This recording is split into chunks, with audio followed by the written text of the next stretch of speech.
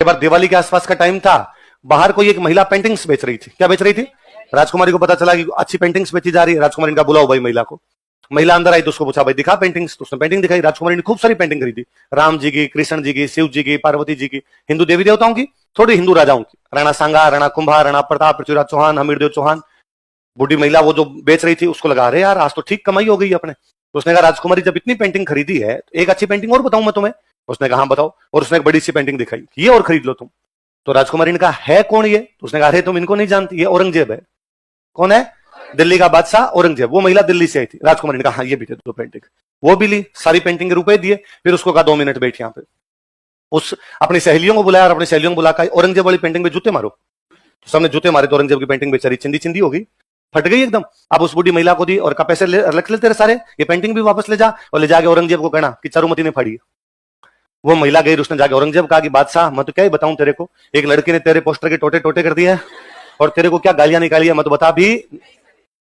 औरंगजेब ने कहा इतनी औकात? औरंगजेब ने हाथों हाथ किशनगढ़ की लैंडलाइन पर फोन मिलाया कि मैं चारुमती से शादी करना चाहता हूं। किशनगढ़ वालों की क्या औकात औरंगजेब को मना करे। उन्होंने कहा सर आओ, से 2 दिन पहले मिस कॉल देना, टेंट लगा के तैयार रखेंगे हम। ये बात चारुमती को पता चली कि मेरे घर वाले मेरी शादी किससे कर रहे हैं। उसने अपने भाई को बुला, तुम ऐसे कैसे कर सकते हो, और मेरी शादी औरंगजेब से नहीं कर सकते। किससे पूछ के तुमने तय किया? भाई ने कहा भाई तूने किससे पूछ के पोस्टर फाड़े थे, मेरे रक्षा के लिए लड़ते हुए मार जाओ। उसने कहा सुन तो सही, दिक्कत यह है कि यदि औरंगजेब ने युद्ध किया और हम सब लड़ते हुए मारे गए तो औरंगजेब जनता की लड़कियां उठा के ले जाएगा। इन जनता की लड़कियों को बचाने के लिए तेरी एक की शादी करनी पड़ेगी। राजा का पहला धर्म जनता को बचाना है, उसके लिए तेरी शादी करनी पड़ेगी तो हम करेंगे। एक दिन टीवी पर एड आ रहा था कि यदि किसी राजकुमारी की कोई भी दिक्कत हो तो टोल फ्री नंबर पर संपर्क करें।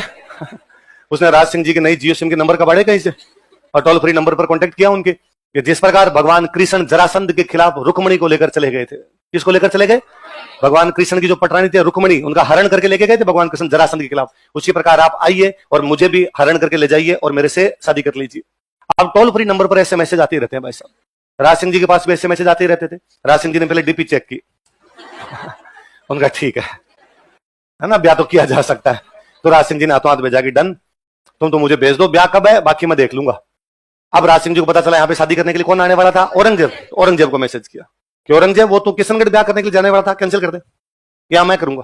औरंगजेब ने कहा ये क्या तरीका यार। तो राज सिंह का अब मैंने डीपी देख ली, अब तो मैं ही करूंगा और किसी को करने। तो औरंगजेब ने कहा फिर लड़ाई होगी। उसने कहा डन, लड़ाई हो जाएगी कोई बात नहीं। बाकायदा शादी वाले दिन मेवाड़ वालों की सेना गई। राज सिंह ने मेवाड़ की सेना कहा कि औरंगजेब को अजमेर में रोकना है। कहां रोकना है?